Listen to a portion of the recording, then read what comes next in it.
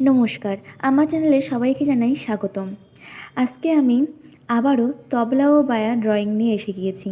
তবে আজকে একটু অন্যরকম। আজকে সম্পূর্ণ প্রথম থেকে ডিটেলসে তবলা এবং বায়া ড্রয়িং কীভাবে করতে হবে সেটা দেখিয়েছি। ফার্স্টে আমি বায়াটা এঁকে নিচ্ছি। তার জন্য লম্বালম্বি এবং আড়ে আড়ে দুটো লম্বচ্ছেদে রেখা এঁকে নেব। ঠিক যেই অ্যাঙ্গেলে বায়াটা রয়েছে সেই অ্যাঙ্গেলেই রেখা দুটো আমাদের টানতে হবে। তারপর বায়াতে কিন্তু দুটো গোল হয়, একটা উপরের পোর্শনের, একটা বডির পোর্শনে।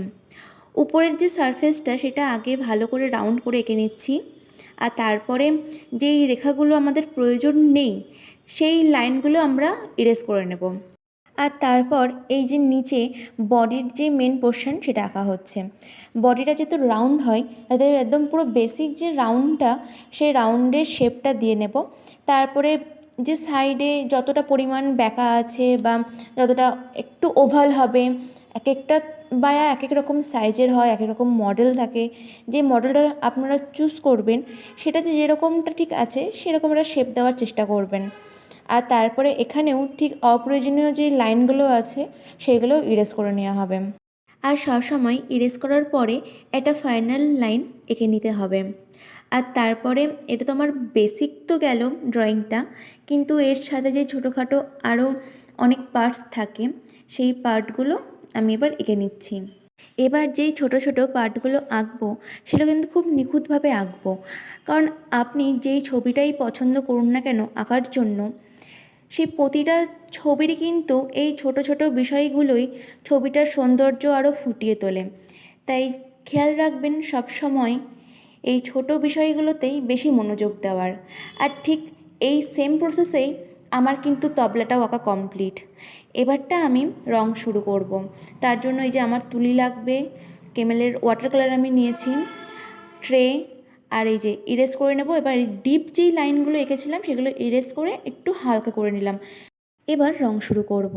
তার জন্য বেসিক কালার হিসেবে আমি এই কালারটাকেই তবলা আর বায়া দুটোতেই রেখেছি।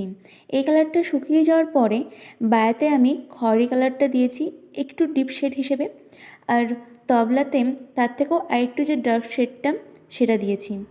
এরপরে কিন্তু আমার এই যে তবলার গুলিগুলো কমপ্লিট হয়ে গেছে, আর এখানে অনেকটাই আমার রং কমপ্লিট, আর নিচের বেড়িগুলোও কমপ্লিট হয়ে গিয়েছে রং করা। এবারেতে ফিনিশিং ওয়ার্ক কিছু বাকি আছে যেটা আমি স্কেচ পেন দিয়ে করব। আর বেড়িগুলোতে একদম লাস্টে এই ক্যামেলের আর ফেব্রিকের যে মেটাল কালারগুলো সেগুলো ইউজ করেছি। তাতে কিন্তু একটু গ্লেজ গ্লেজ ব্যাপারটা লাগবে, যখন এতে আলো পড়বে তখন বেশ ভালোই রিফ্লেক্ট হয়। আমার যে পিকচারটা সেটাতেও তো আমি দিয়েছিলাম এই কালারিং, তো ভাবলাম যে না এটাতেও দিয়ে দিই, বেশ ভালো লাগবে দেখতে। আর এখানেই কিন্তু আমার কমপ্লিট হয়ে গিয়েছে বায়া আর তবলার ড্রয়িংটা। আর একটু দেখে নিন আউটলুকিং ভিডিওগুলো। তো কেমন লাগলো ভিডিওটা আর এই ছবিটা কমেন্ট বক্সে জানাবেন। ভালো লাগলে লাইক করবেন। ধন্যবাদ।